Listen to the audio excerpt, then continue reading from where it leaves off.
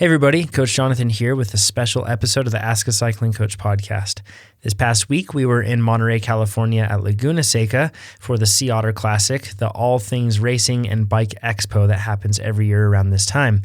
While we were there, I sat down with a couple guests, including Pete Morris, our product manager that you heard just a couple weeks ago, who races for Team Cliff Bar.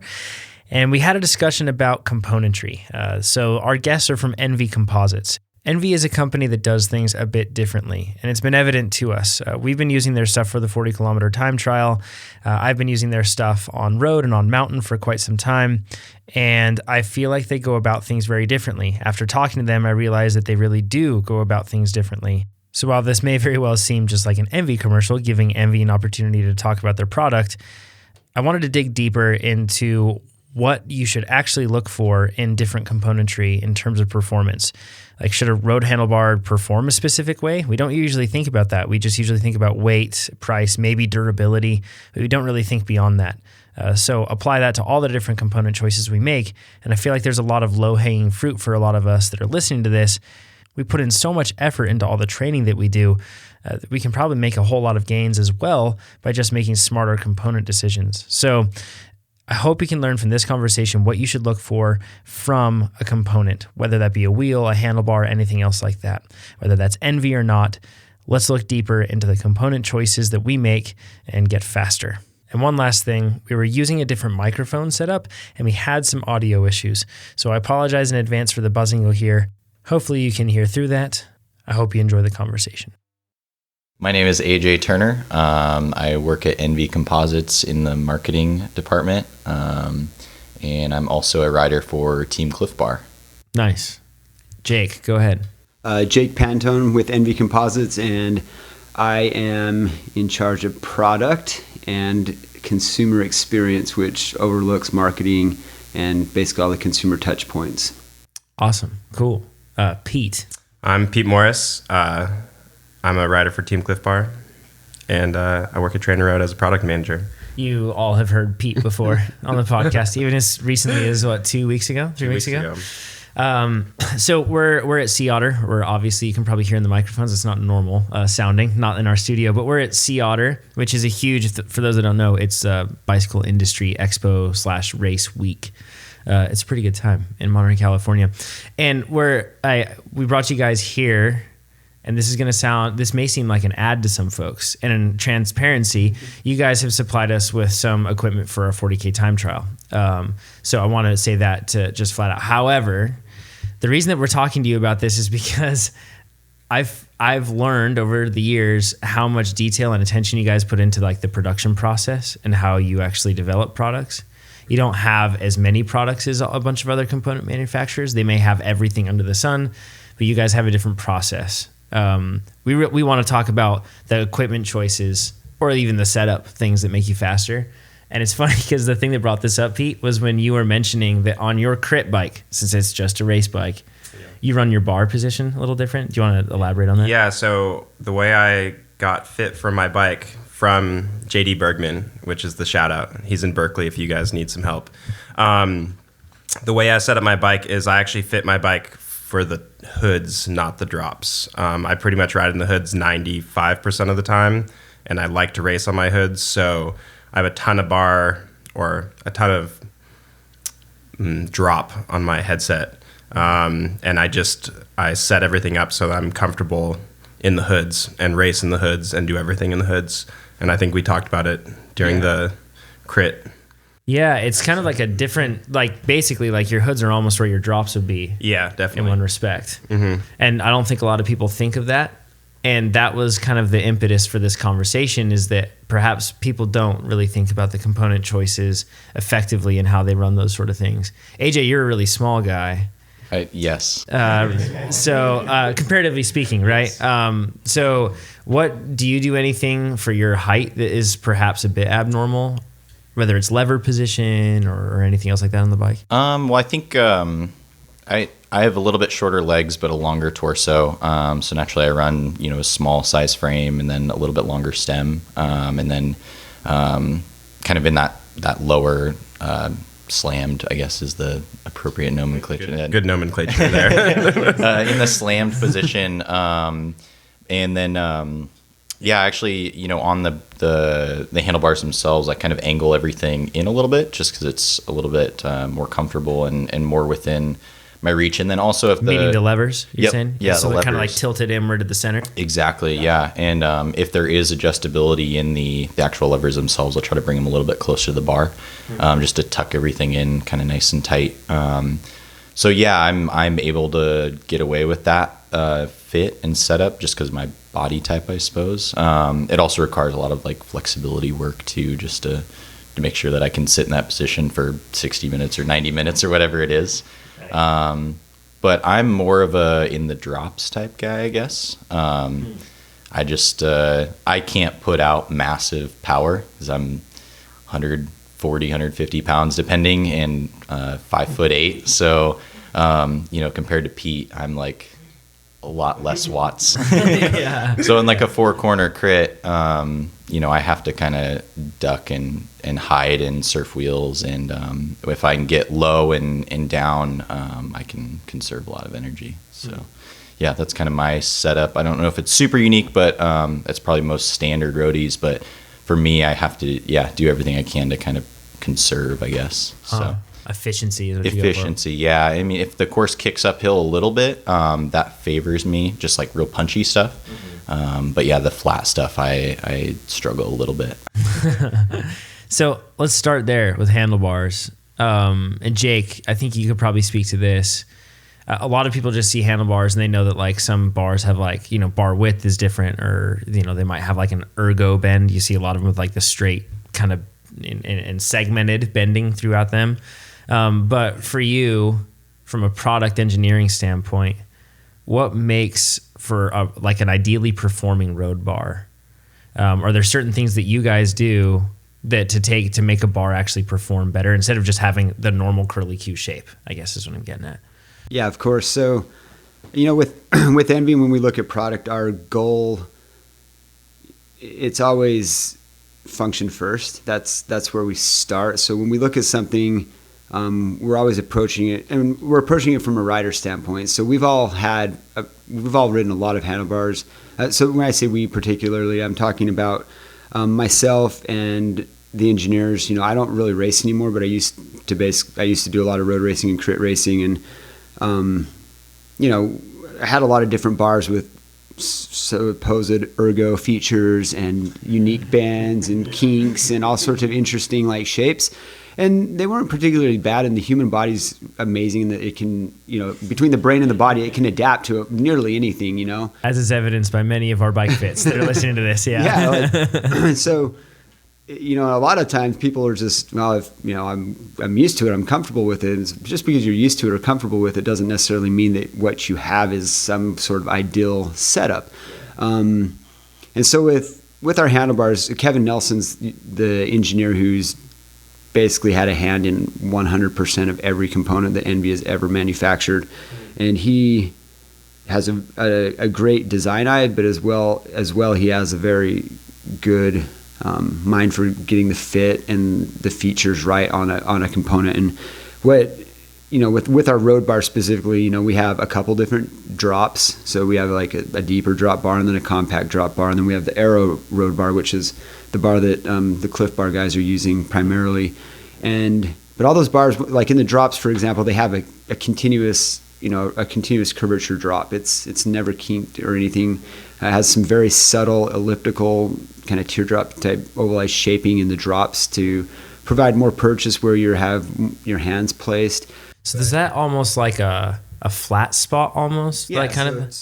Because I was riding down here with from San Francisco with some journalists, and it was the first time one of the journalists had ridden on an ENVE bar, and he would not stop talking about it. He was like blown away. He was like, this is so smart. It's got like a flat spot for my hands down here. Not like a flat, and like you said, that it has like a kink in the curl, but it has like if you look at like the ovality of the bar, like, or in the shape of the bar, there's actually like a kind of a flat spot in it, right? Yeah. That's smart. There's really, instead of really extreme ergonomic shapes that, what you'll see with a lot of carbon bars is they have these very, ergonomic or oval type shapes, and then you wrap them with bar, and then all of a sudden it's not the right diameter. So we keep the shaping really subtle, and then it allows the customer or the rider to really fine tune the fit and the feel of the bar based on, different bar tape, thicknesses. And then again, it's a continuous curvature around to the flat where it drops, and that just allows you to get your hands where you want. And also when we're talking about, a guy like UP that's riding primarily in the hoods versus maybe a guy that's riding the drops, like the guy in the drop wants to have a lot of support, so he may roll his bar forward a little bit more to make sure that his drops aren't, causing him to slip off, and so he's looking for a little more support in the drops, where maybe you're going to roll your bars back a little bit more, bring your hoods up so you can hook your hands into those a little bit more stably. And I'm actually not much of a drop guy myself. I'm slammed, but when I'm nose in the wind, I feel like my fastest position is, kind of like AJ, where the levers are tilted in a little bit, and then you're hooking. You're hooking and bringing your arms in flat. Exactly. And one of the things that our Aero Road Bar does is, it has an aero cross section to it. Yeah. But our big focus with that product is the concept of fit is fast. So meaning you're only as fast as your bike fit, and you're only as fast as your body position is permitting you to be. So a unique feature of that bar is that it's actually quite narrow across the hoods. Yeah. Compared to a standard, say, take a 42 centimeter bar that's measured center to center. Our Aero Road Bar, compared to our compact bar, measures 39 or 37 centimeters across the hoods. Right. And then it's 42 in the drops.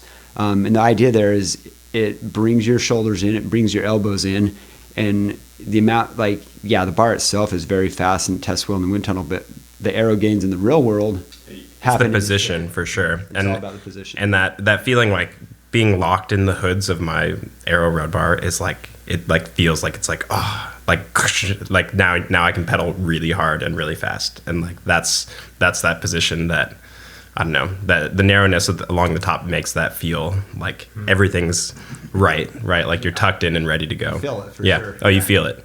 So that's something. So there are a lot of things there with the bars. I have so many things I want to cover with it. A lot of stuff. It was awesome. It was so good. But I think coming back to summarize really quick is it's not one thing. It's looking at the whole. It's holistically looking at what's the objective of the product. So the Aero Road Bar, the objective is how do we help a rider be as fast as possible that's riding an Aero Road bike. Yep. That person is obviously racing. If you're not racing, there's really no reason for you to be on that bar. Or an Aero Road bike. Yeah.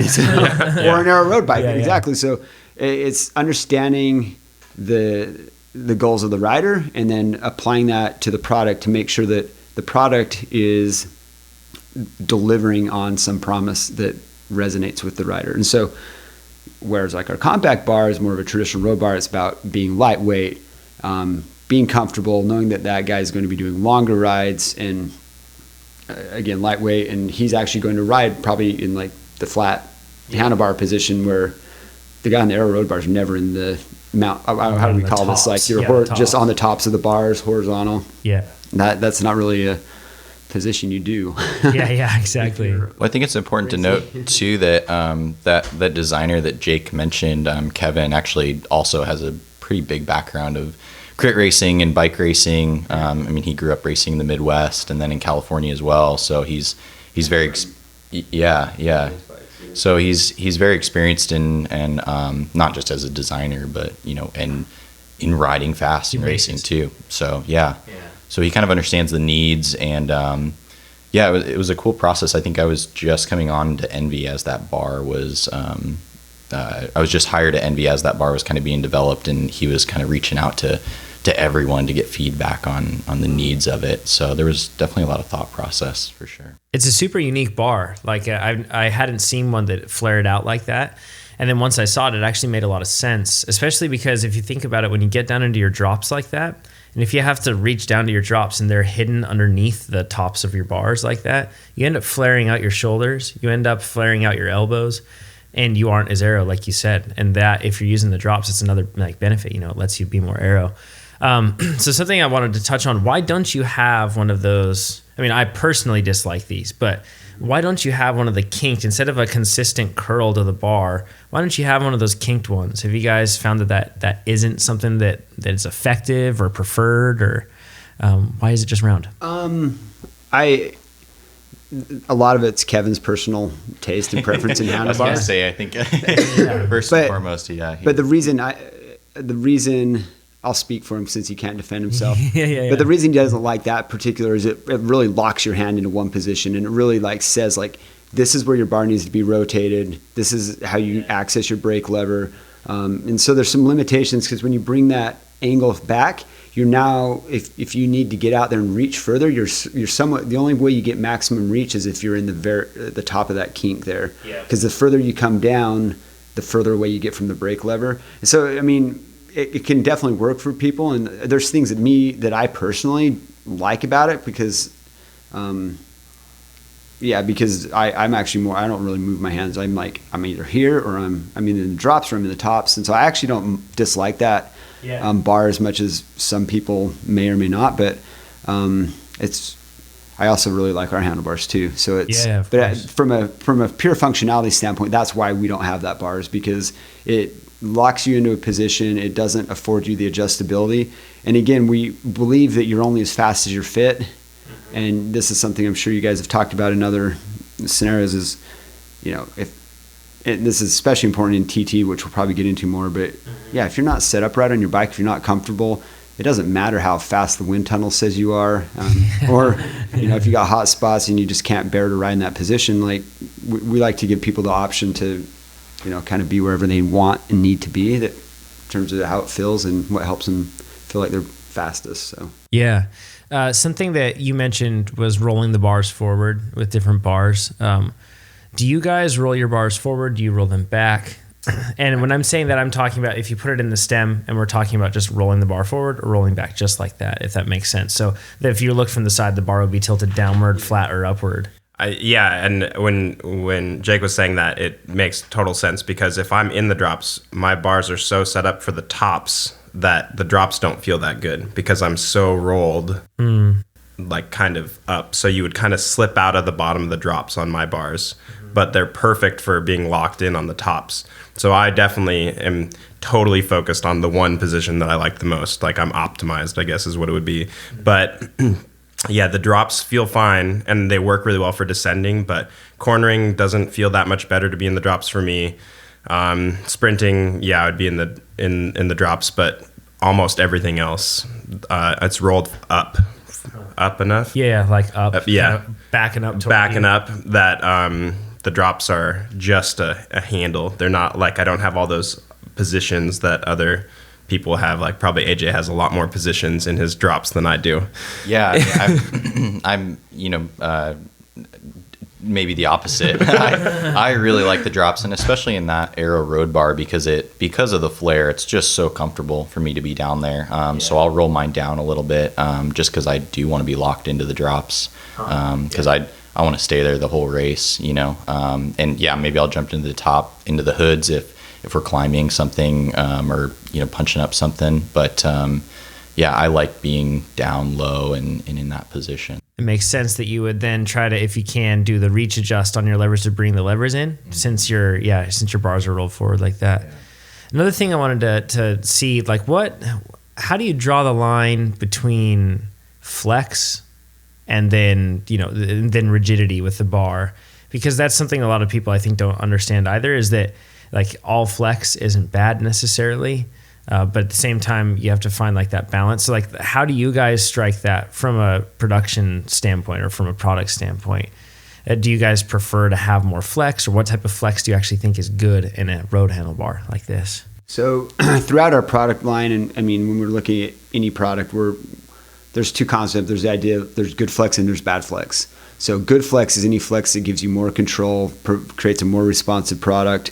Bad flex, of course, is anything that causes fatigue and transmit high amounts of vibration and energy into you, the rider, on the body. So that's everything, right? Like, if the bike's too stiff, it's going to beat you up. If your handlebars are so important, right? It's your number one point of contact. You have two hands on the bars, and everything's coming up through that. Especially on the road bike, where you're so often heavily weighted towards your upper body in terms of the bias, in terms of the weight distribution on the bike.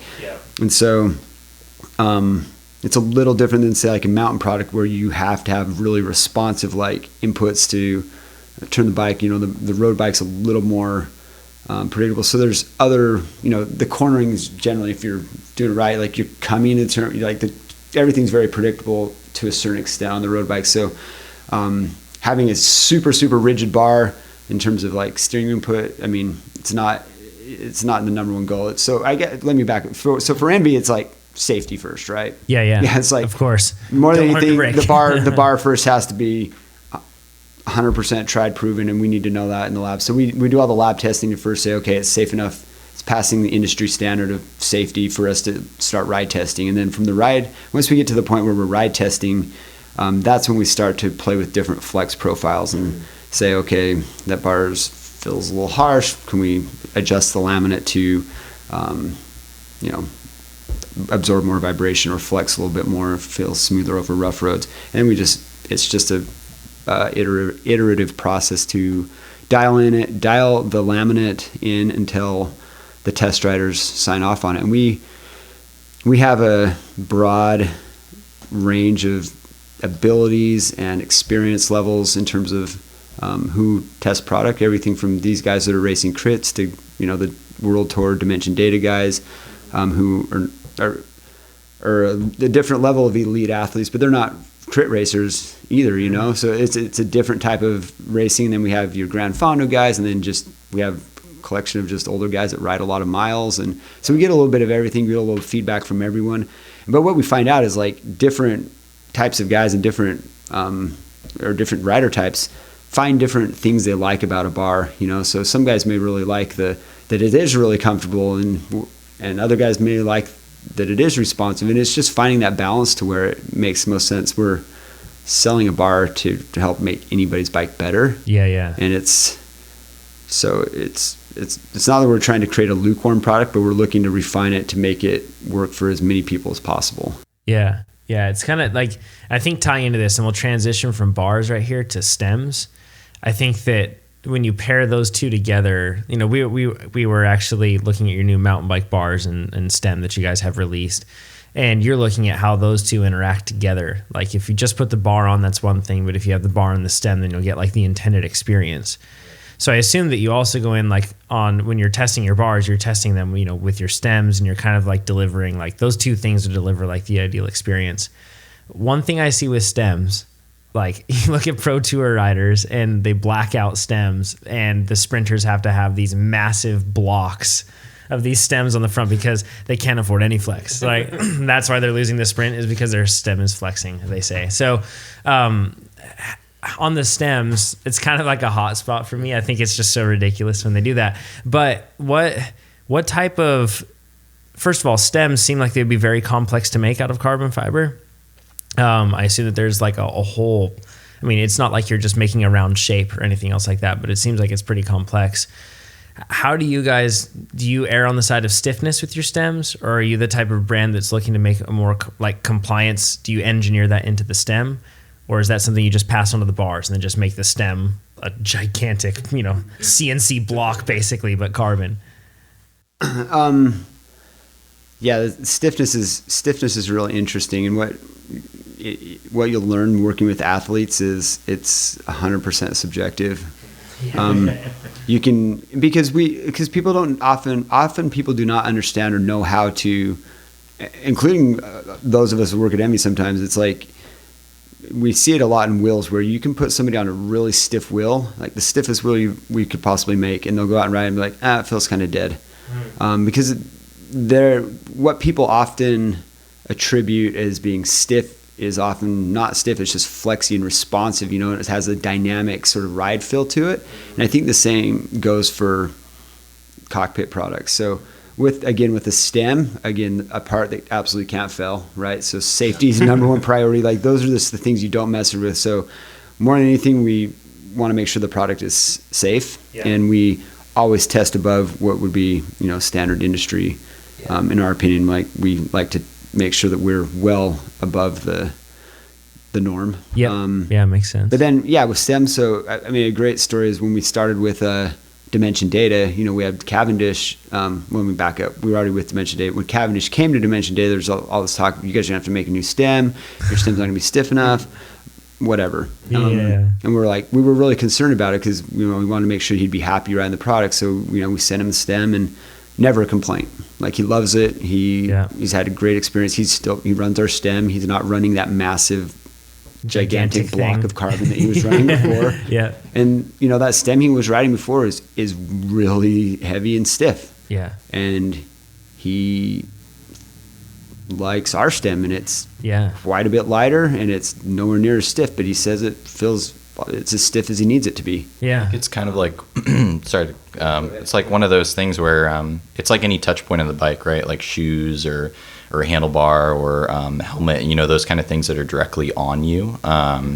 Where if you're not thinking about it and it's not causing you like any pain or something where you're like, if you're not talking about it, then that means it's probably pretty good. Exactly. Yeah, right. So it's just doing its job, and it's allowing you to actually focus on, making the move in the race or racing well. The less your mind is concerned about the product, and if that product can kind of disappear under you, then that's almost a win. And if you want people to say nice things and good things, but it's almost like saying nothing is better, in that sense. Like exactly with Cavendish, if it obviously was stiff enough and it obviously did the job and was engineered well enough to handle what it needed to handle. So. But what he did notice is the bar. So the bar wasn't stiff enough for him. So that's one of the things that we did make a stiffer calf specific handlebar. And cool. But one of the things that ENVE is, we're testing everything on, like, steer tubes can make a difference. Everything, the front end of the bike, there's a lot going on. So everything from the head tube to the steer tube to, the stem and bar and all the interfaces therein can affect how the ride feels. But when we're testing product, most of the time we're on an ENVE fork, with an ENVE stem and an ENVE bar and ENVE wheels. And so sometimes people don't get the full experience that we're having because they may be missing a component in the system, and we're not selling a system, but when all the products on the bike are designed using the same philosophy, there's a beautiful, there's a really harmonious experience that happens that sometimes gets lost when maybe the fork's different, or there's an aluminum stem in the middle that is transmitting vibration at a different frequency than the carbon stem would. So then, because we don't test our bars on other people's stems, we test it on an ENVE stem. So we see this on the mountain bike side a lot, where like people are like, "Oh, your wheels feel really harsh." And you're like, well, "But okay."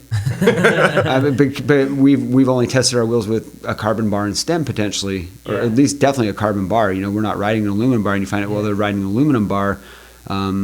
So maybe our wheel is a little bit stiffer than maybe our wheel would feel stiffer to us if those vibrations weren't being muted out, through this amazing carbon handlebar that we've developed to be really comfortable and absorb a lot of that vibration. And there's a definite synergy that exists amongst like products, and I think that goes for any brand. Like, you have to assume that if the engineering team is developing the project in an environment where they're collaborating on all the parts, then there's going to have those parts should harmonize together really well.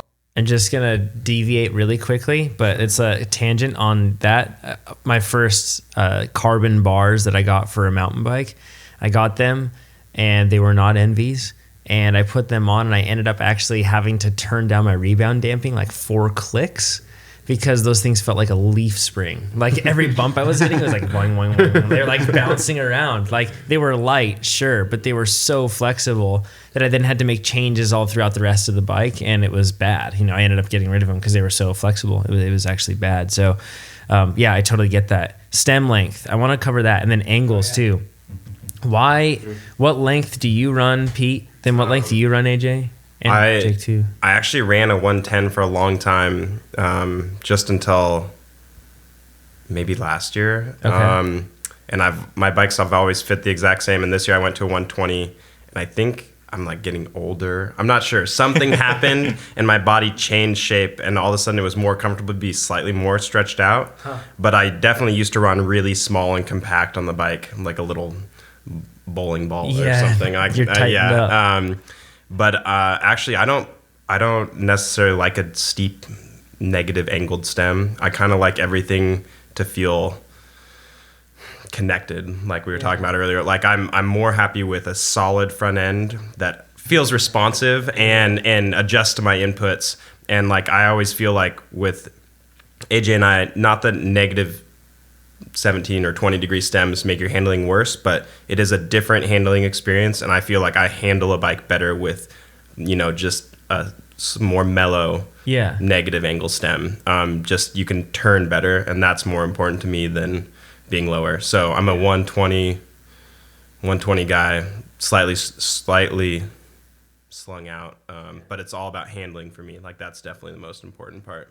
So we see nonstop, like 120 mil, 130 mil, negative 17 degree stems or something in the pro peloton. What do you run, AJ? Well, shoot, I fall right into that.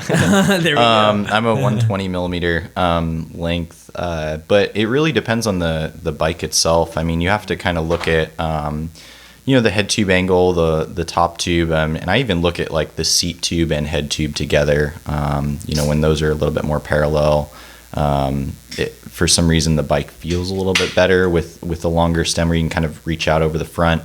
But on like on a cross bike, just totally different direction, but it's being up and back a little bit, or like it's similar to that mountain bike feel where you kind of want to be over the rear wheel a little bit more. So I think looking at all aspects of your bike is kind of the most important part, and it's and then also your body too, and what you're capable of, and then also what you're capable of holding too, right? Like a 120 stem, down in that low position might get you, super aero position that's super efficient, but can you stay there for an hour? And that you have to consider that. So, I mean, that's all, you have to evaluate everything. Yeah. Why doesn't ENVE make like a negative 20 degree stem? We don't even make a negative 17. Let's get there first. yeah, exactly. I think stem length, years ago when I first started at ENVE, I would have thought that's not negative 17, that like 130 and 140 stems and we're done and gone, and that they would just fade into the ether, but they haven't. And, dimension data, we only ship them 120 to 140 millimeter length stems. I mean, there might be a couple guys running a 110 here or there, but I don't think there maybe only one or two. Yeah. They mismarked the spreadsheet. Yeah, maybe. And I don't know. I have stems from 35 millimeters to 120. So on different bikes, my road bike is 120, pretty consistently. Maybe sometimes a 110. My gravel bikes are 80 to 90, and then my mountain bikes are 35 to 50 millimeter. I just think it depends on the bike, the geometry of the bike. Are you trying to fit on a smaller frame, or are you getting a big frame? And ultimately it just comes down to whatever's comfortable. And so we simply learned that we got to give the people what they want. That makes sense. It seems like the pros, a lot of them run a smaller chassis perhaps than like what a lot of us run. And if you're on like dustly 6'4", you're going to run like a 52 centimeter. Maybe a 54 if you're like long femored. Like, the Seatpost sticks out the top if we try to stick it in. 6-inch saddle to handlebar drop. Yeah, they've got a flagpole for a Seatpost in there. So if anybody's wondering, it's really like you're just trying to get the proper reach, right? And depending on the frame size and everything else, it'll change a bit. Going backward from the contact points, another why question for you. Why haven't you guys made a saddle? Because you make a Seatpost, you make a bar, you make a stem, you make a fork, you make wheels. AJ's smiling. I don't know if you but why don't you guys make a saddle? Or sell a saddle, I guess? Why don't we sell a saddle? Yeah, sell a saddle. There we go. It's just the process, right? Like we run a small crew, and we have a lot going on, and we have a long list of products, and we have we have a process where we go through and say, okay, what when we're determining what's next, and there's a, it's just how they rank, and it's like, what's the market asking for? What do we believe has the most opportunity, both in terms of revenue and as well as brand positioning, as well as like needs from the rider. So it's looking at all those sets, and then it's like ranking those, and everybody votes and ranks what they think the priorities need to be, and then we get together and decide, and then roll it out. So we have a long product pipeline, and the saddle may or may not be on that list, but it's a contact point, and it's interesting, and you can do a lot with carbon too. I've been riding carbon saddle for 10 years now. Meaning no padding on it. No padding. That's what a chamois is for. Like, why double up? You bring up a great point. But a well-made carbon saddle can flex and in a lot of ways be more comfortable than, and plus it's really light. So I've had really great luck riding carbon saddles, not really great luck crashing them. Yeah. Understandable. That makes sense. But as long as you're just riding them, they're pretty fantastic. So. Well, I think it's also important to note too, like in that process of figuring out what we want to, dive into next, it's what we at ENVE, we all ride. What do we want to make next? And there's. I think that's super important. Yeah, there's a lot of cool ideas, and it's a ton of brainstorming of different engineers want different things. They see different things on their bike maybe they like or could improve or make them themselves.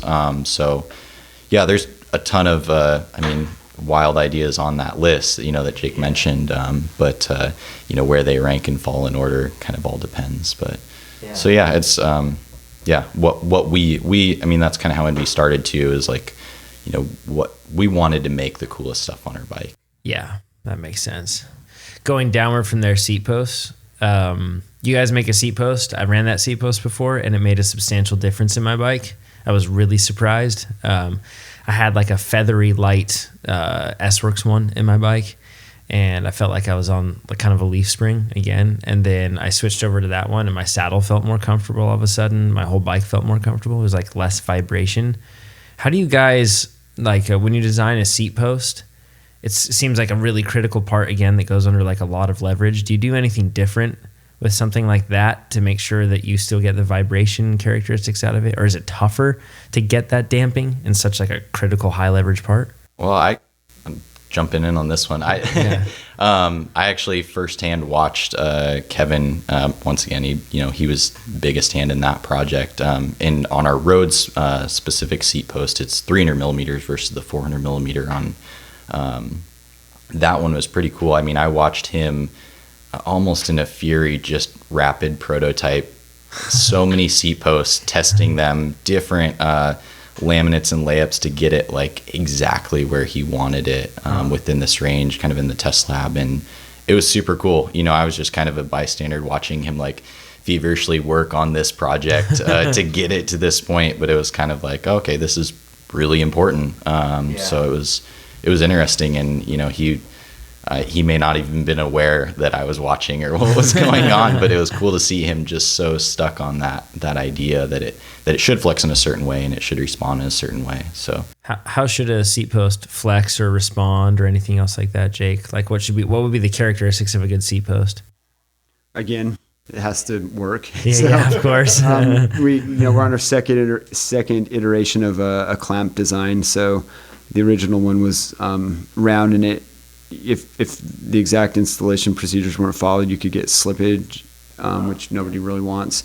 So the new design has a mechanical lock so that the saddle itself can't slip. And then one of the features of the seat post is that it has really narrow clamping or rail support. The rail cradles are really quite narrow, which gives you a broader range of adjustability. So you'll see some seat posts have really wide support areas, which limits the amount of fore-aft adjustment you can get. So we try to minimize that area so you can get maximum adjustability fore-aft. So that can affect how the saddle is flexing, of course, on that rail as it pivots in the cradles there.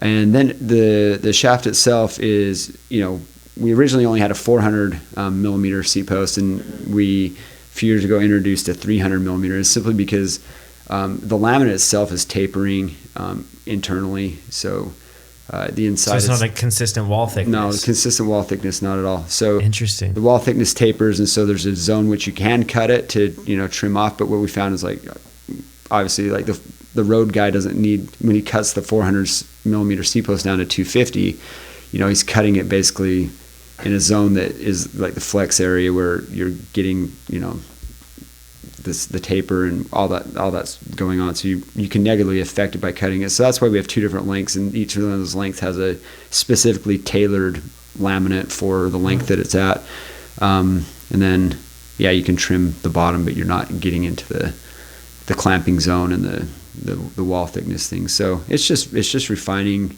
I think that's really it with ENVE, is like there's nobody telling us we have to fall within there is no cost limit to doing it right. It's just do it right, and take as long as you need, but take the time you need to do it right, and let's not leave anything on the table in terms of if there's something we can do with the laminate to make it lighter, stronger, find that perfect balance of strength, weight, and ride quality, then do everything you can in your power to get us there. And if we have a hard sort of launch date or timeline we have to stick to, then let's bring it to market and then immediately get started on the next concept or iteration. So.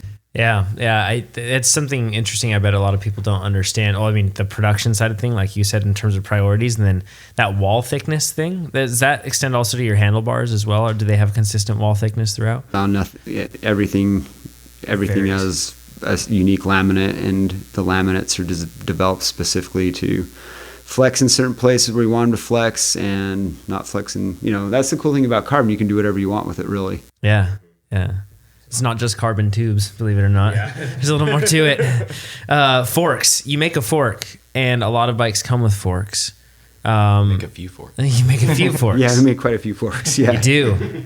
Why do you make those? Because I assume that forks probably don't, or I don't know, maybe they don't sell as often just because a lot of bikes come with forks. But clearly, you guys must think that there's like a reason a good fork should exist, or something unique you do with a fork.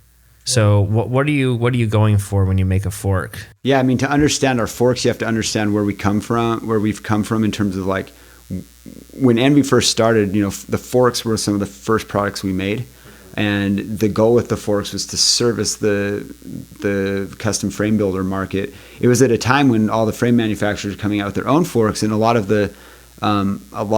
companies that were known for making forks, like Reynolds, as an example, had decided to stop making forks. And so there was all this demand for a high-end aftermarket fork, when all these guys were saying, there's no money, there's no future in forks. Yeah, we're out. And ENVE Edge at the time said, we're in.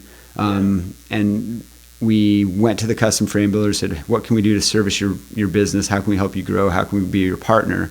And that we have helped the custom frame builder industry by supplying them with the forks they need and carbon tubing over the years. But with the fork itself, when it gets down to the design of it, we did some really cool, unique things at the time. Carbon forks originally started out with carbon lower legs with aluminum steer tubes that were bonded together, right?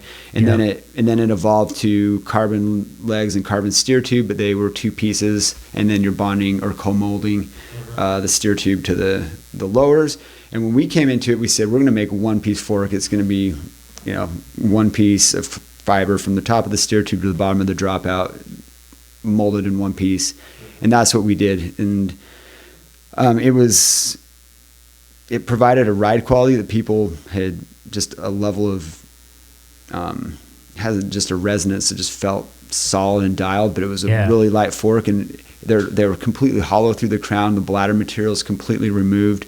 And so a lot of forks then were solid in the crown, like completely solid. And then you go and drill the brake hole through it, and it's a solid block of carbon. And our fork is hollow there, and the nut, or the brake nut hole or bolt hole is molded into the fork, so it's continuous fibers running throughout the whole fork. So it provided a unique ride quality at a really low weight. So it was like, it wasn't that it didn't have the noodly ride quality of forks of similar weight.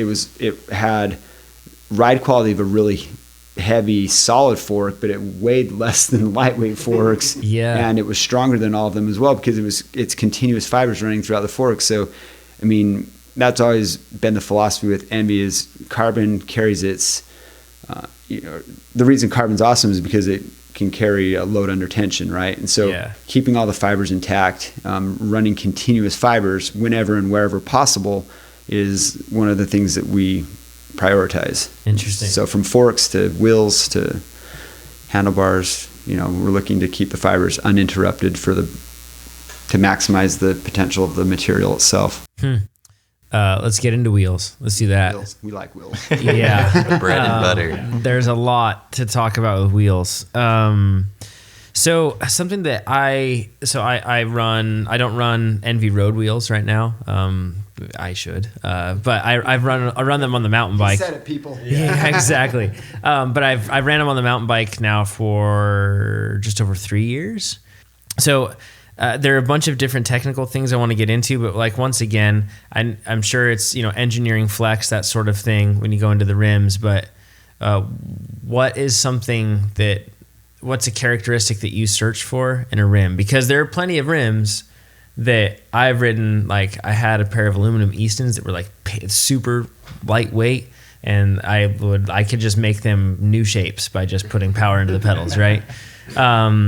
Like Pete, you run which wheels? I run 7/8, which are a deep section wheel because you race crits. Yeah, but they're my favorite wheels I've ever ridden for sure. Like, I don't even swap wheels. Like I just run them all the time. It's like, why would I put any other wheel on this? Like I'll go climb. It's like, oh, we have an hour lunch ride. We're going to climb for 50 minutes of that and then descend. And I was like, yep, I'll take my 7/8. Yeah. Why do you do that versus versus having a shallower wheel? I'm big enough that the wind never has really bothered me. Actually, like box sections blow me around more than the ENVEs do now. But that was many moons ago when I didn't run ENVE wheels, which I feel so spoiled that I get to do that all the time. Yeah, you're pretty spoiled. I'm pretty spoiled.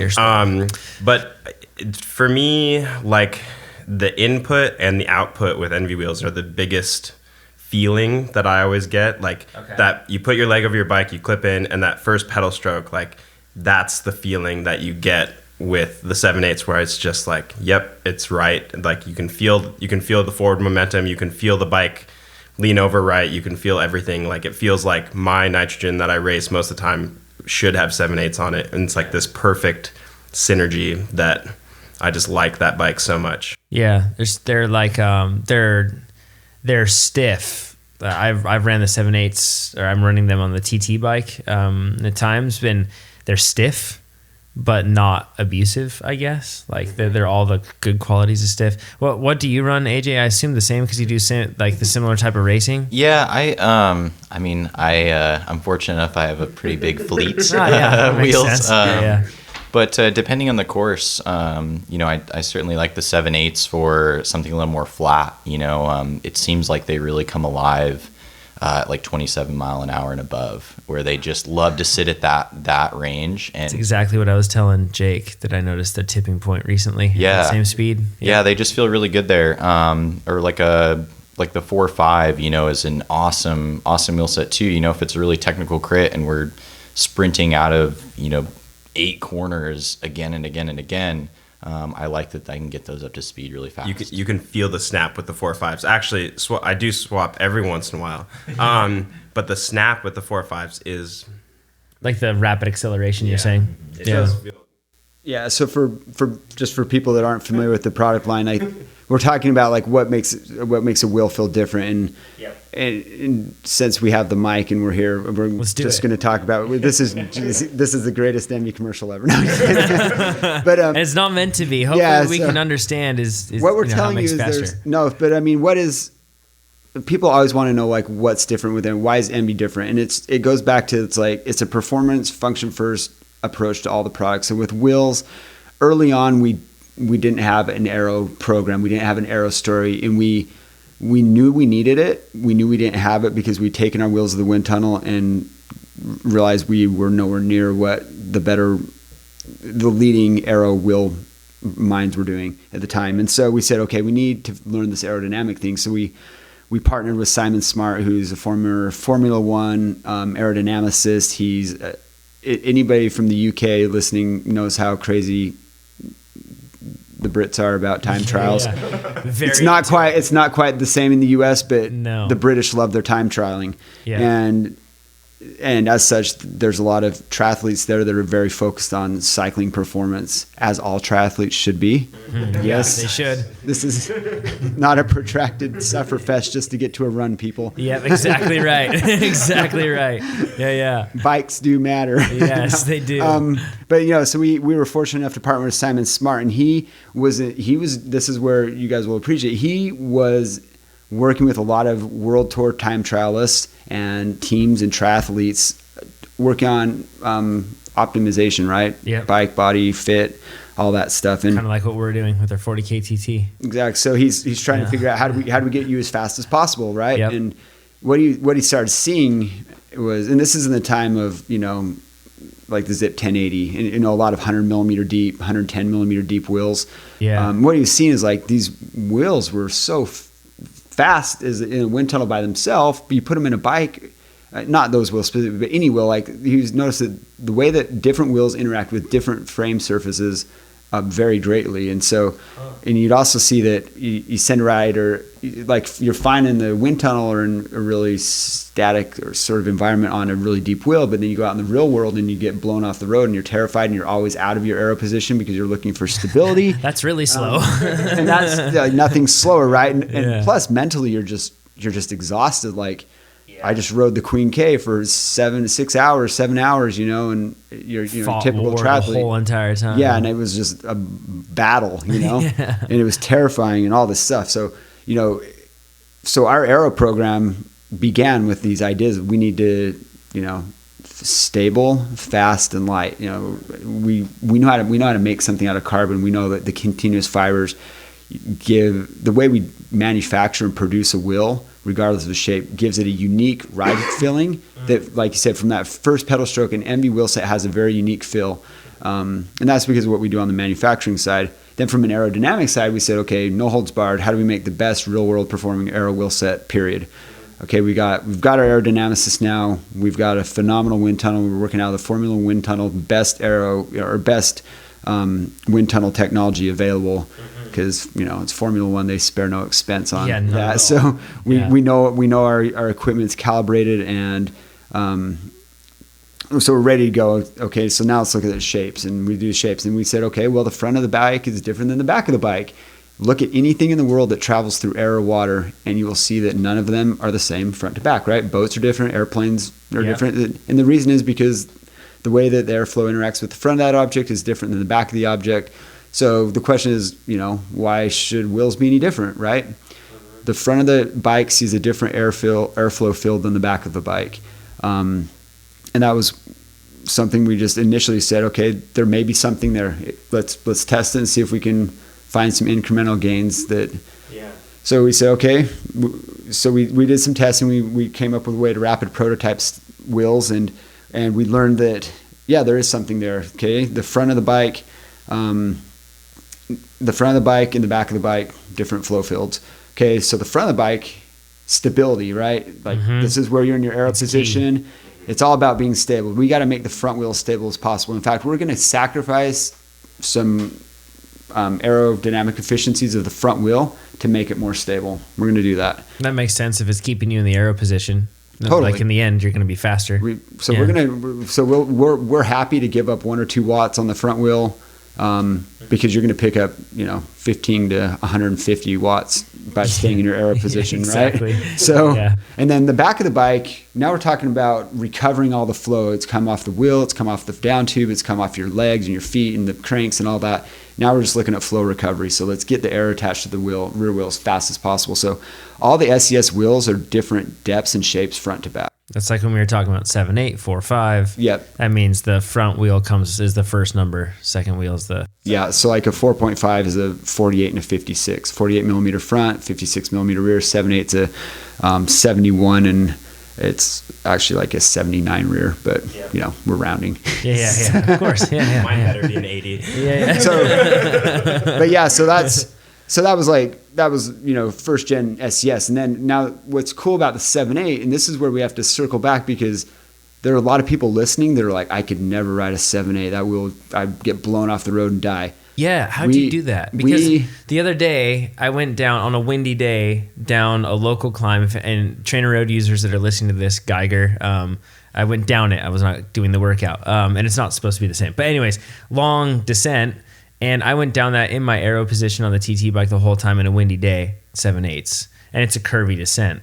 And I had zero problems with it. I've ridden deep section wheels before, and not in the aero position is terrifying. How do you build a wheel that doesn't react poorly to crosswinds? That, to get down to the real technical science of that, it would be awesome to have Simon Smart on the podcast. But it's the science behind the wheels. It's all the time we spent in the wind tunnel, and that's so from the first generation of Smart ENVE system wheels had, our deepest wheel was called an 8.9. And we had a 6.7 and a 4.5. I like the 8.9s too. Yeah. Fair. Pete still has them. He pulls them out. Yeah, when even he's really serious about a time trial. And they're awesome. But with the new generation, what we found is by doing some changes to some very subtle changes to the shape of the rim itself, we are able to create a more dynamic flow cycle on the wheel, for lack of a better description. But effectively what we've been able to do is make a shallower wheel that's just as fast as the previous deeper wheel, but has way better stability or way better handling mannerisms. And the 7.8 is absolutely, in my opinion, more stable than some of our shallower wheels, because the flow attachment to it is very predictable. And I've found that, for example, our 3.4, like a lot of people love to ride the 3.4 because they believe that is going to be the safest, most stable wheel they can ride. Compromise, yeah. But what I've found is it's often the way the air flow attaches and reattaches that wheel. It's actually in a lot of ways less predictable. You'll feel more side force on like a deeper wheel, one of our deeper wheels. But it's when the air releases and attaches to the wheel, it happens at a longer wavelength, to describe it, a longer wavelength at longer intervals, and it's more predictable. So your mind has more time to react and understand how the air is interacting with the wheel itself. And so for anybody out there that's terrified of wheels deeper than 50 millimeters, I cannot encourage you enough to give an ENVE like 5.6 or 7.8 wheel set a try, because I think you'll be amazed at how stable an ENVE wheel set be, because not all rim shapes are created equal. They may look the same relatively, generally speaking. A carbon wheel is not a carbon wheel is not a carbon wheel, but that's what they look like. It's a black carbon wheel. It's 50 millimeters deep. I almost got blown off the road on this one, so every carbon wheel in 50 millimeters is going to blow me off the road. Not true. There's a lot of science that goes in and subtleties that you are not going to see with the naked eye that can make or break a wheel in terms of like how comfortable or how stable it is, how comfortable you'll be riding it in crosswinds. And it's a massive difference. And especially like I think of all the ridiculous things we're doing to save watts for this 40K time trial. And then if you get out of aero, I remember we were talking, I believe that maybe recalling this wrong, but at Aerosport, when we were doing some aero testing, I asked him how slow or how much time will I lose if I take a drink from a bottle? And like, he was like, it depends obviously for each person. He said, but if you reach down from your aero position, but stay in aero position, like with one arm, and then reach down and grab a bottle and then drink and then put it back, he's like, you've lost probably 3 seconds. And I'm like, we do ridiculous things to save less time than that. Drinking water, not enough. So just thinking about that, like if it keeps you in aero position, it's a more stable wheel and it allows you to keep power down rather than hesitating. It definitely makes you faster. I want to get into a couple things with wheels. First of all, internal width. So we're seeing rims getting wider and wider internally. Why is that a good thing? Because you guys all run pretty wide internal width rims and you run like broader or like bigger volume tires. Why do they keep getting wider? What's the advantage behind a wider internal width? Well, cornering's fun, and it's more fun when you're confident and in control. And it just boils down to having more of a contact patch and just a solid feel with the road. When we can widen out the rim and widen out that tire, we can effectively run a little bit lower pressure too. That's still just as fast, but allows you to just feel more confident when you're in the aero position and leaning it over into a corner. So that's probably one of the main reasons, at least that I appreciate.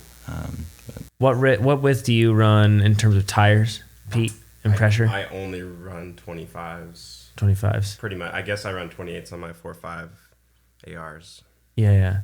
But I'm running pretty low pressure for I weigh 205 pounds on a good day. Yeah. And all good days. What about right now? Right now. All good days. All good days, Pete. All good days. I run probably 80 pounds most of the time. Wow. Yeah, that's usually what I'm running in my stuff. Yeah. Yeah, 80 pounds. If they're the race wheels, they've got latex tubes, and if they're not race wheels, they're tubeless. And I probably even run a little less than the tubeless wheels. So rim width.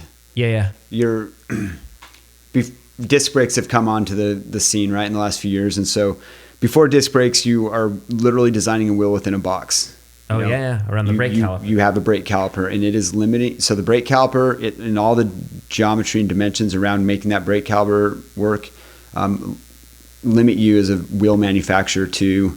So you guys are to just the shape of the rim. stoked when disc brakes started coming out. Well, yeah, so I mean, it literally, it literally allows you to rethink, and re-optimize wheels. So that's why we have a wheel called the 4.5 All Road, and it was born out of this realization that when our pros are out there racing spring classics and they're putting these big 30 millimeter tubulars on these narrow 18, 19 millimeter internal width rims. You've got this ice cream cone cross section, which is horrible for aerodynamics. The pointy, and you're talking like a pointy rim. You're saying? Yeah. So we just like our OG 4.5. Yeah, our OG 4.5. Yeah. I mean, it's like an 18.5 internal or something, and these guys are running a 28 or 30 millimeter tire on there, so it looks like an ice cream cone if you look at the cross section. Yep. And it's horrible in crosswinds because now you've got this surface area, this lip where the air can just catch the wheel, and you're not getting the airflow over the tire and the rim. So anyway, this idea is like, well, hey man, how about we make an aero wheel for high volume tires so that we can get back that really beautiful seamless curvature from the surface of the tire to the surface of the rim. And then things started getting wide. And so in a world of rim brakes, it's not possible because you're limited by basically 28 millimeters is the maximum opening you get with like a Dura-Ace caliper, for example. Yeah. Then you have to shape pads. Yeah. So then you're like talking about shape pads. So there's sort of this box that you're wearing. So rim widths, why have we been able to go wider? Well, in a lot of ways it's because of the advent of disc brakes. Yeah. So most of the wide rims are the result of disc brakes. We have on our rim brake product, we have basically taken it as far as we possibly can, and to let it and have it still work in a caliper brake. Because there are benefits. A lot of the stability we're achieving out of our wheels is because of the width.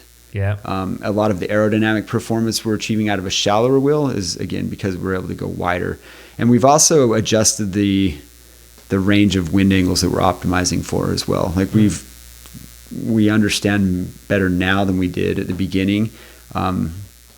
This starts, maybe we'll get off the reservation here. Oh, it's fine. We like details on this podcast.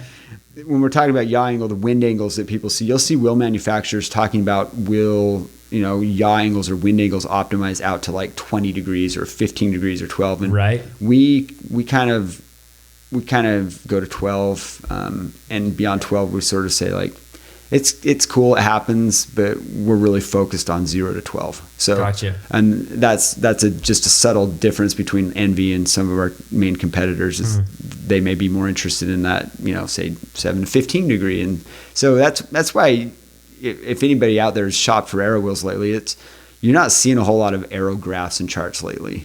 Yeah. Because the reality is you can kind of manipulate those things to say whatever you want. This is how I think it goes, right? Like you put the wheel in there and you're like, okay, is it faster than wheel X? And they say, no. All right, go to 2 degrees, yeah. Is it faster? No. Go to 3 degrees. And they just keep going until they find it. And then like, it's faster. Totally. So, it really comes down to the philosophy that the brand has behind developing the product. So for ENVE, we're all about like the real world performance. So, on our last 3.4 launch, the new 3.4 is actually in the wind tunnel slower than the old 3.4 by 1 or 2 watts. Yeah. But why are we willing to do that? Well, it's now lighter, it's wider, and here's why width is also valuable. So with width comes more volume, and with more volume comes more rolling efficiency. So I am going to be more than happy to give up 1 or 2 watts in aero efficiency and rim shape for the 5 or 6 watts we're going to gain in rolling resistance efficiencies. Yeah. So that's where we're going and where we're thinking now. It's like, okay, as wheel shape or rim manufacturers, as aero wheel development goes, there at least as far as wheels, there's not a lot you can do right now in terms of at least that we know of that you can do to save you're not going to save massive amounts of watts out of rim shape anymore. We're all fighting for 1 or 2 watts as an example.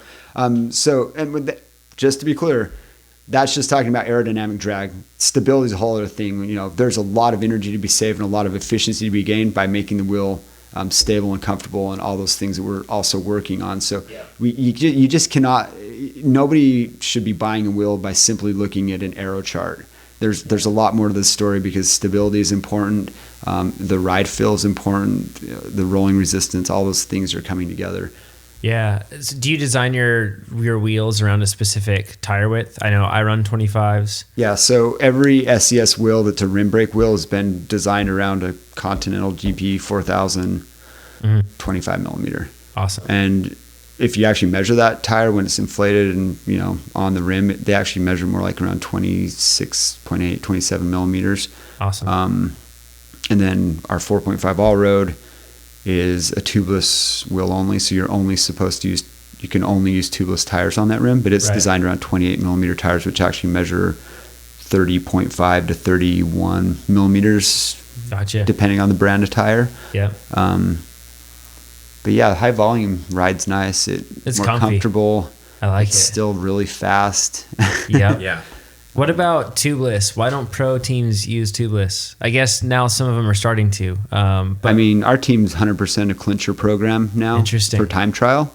Yeah. So all the time trial wheels are 7/8 clinchers and clincher disc wheels. Do you think that's because of efficiency, or do you think that's just because of? Yeah, it's all about rolling resistance efficiency. Yep. So a really high-end tire with a high-performance latex tube is super fast and efficient. So yeah. And there's also aero performance gains. The way a clincher tire integrates into the sidewall of the rim is generally better than what a tubular does, because tubular has the little gap where the round tire interfaces with the rim. So that could be an aerodynamic drag contributor, possibly. Yeah. Mm-hmm.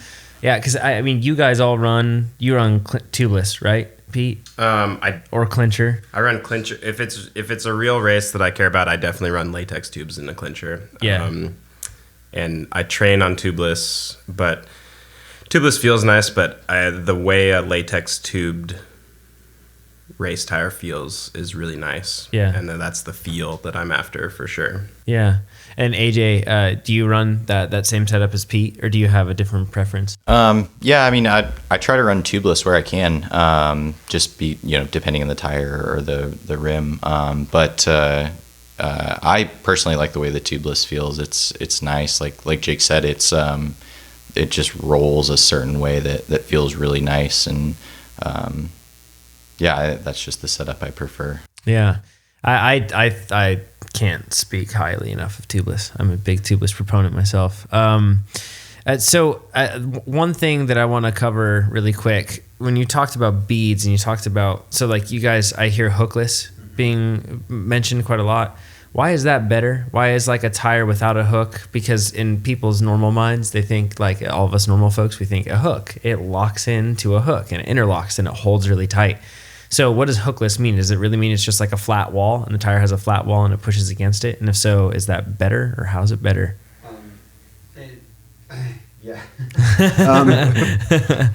Hookless, and so there's on a tubeless rim. All the mountain bikers out there are pretty familiar with hookless rims by this point.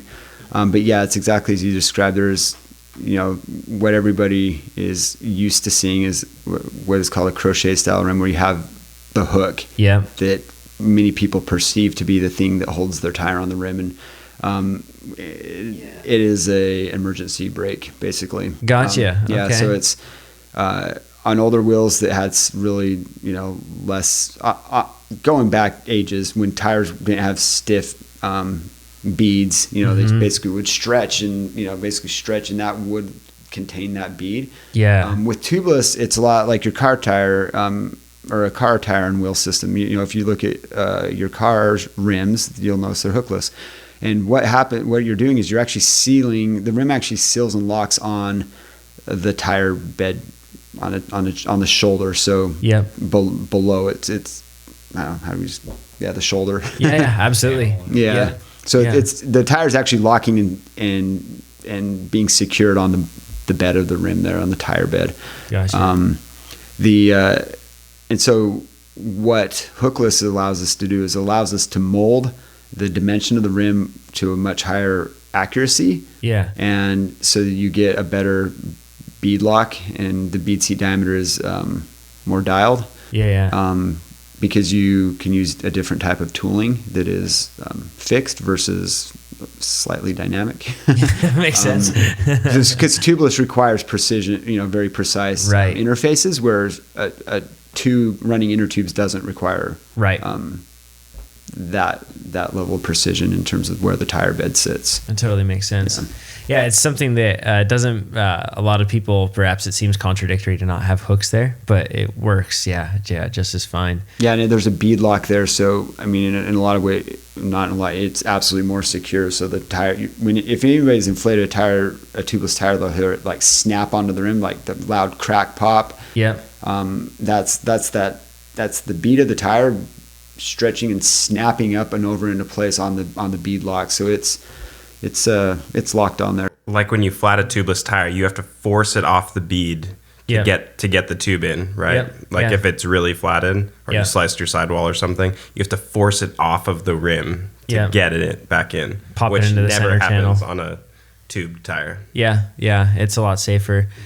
We could go on for very long into like hub widths, into like so many things, but I think that if you all can respect the fatigue that I'm sure that these guys have going on, because they've been in booths all day for 2 days in the sun at Sea Otter, I feel like we covered a ton of stuff. At some point, we're going to have to talk to you guys about gravel, and then at some point, we're going to have to talk to you about mountain biking and all that stuff. Time trialing, like what we're doing. So we'll have a lot of other stuff to discuss at some point, but hopefully what this has made you all do is look at the component or the component choices you're going to do, and then think about them a little more in detail, rather than just like, it's 42 centimeters wide and that's the bar that I run, or it's 110 millimeters and I like carbon because carbon's cool. It's 89 grams. I want the 89 gram one.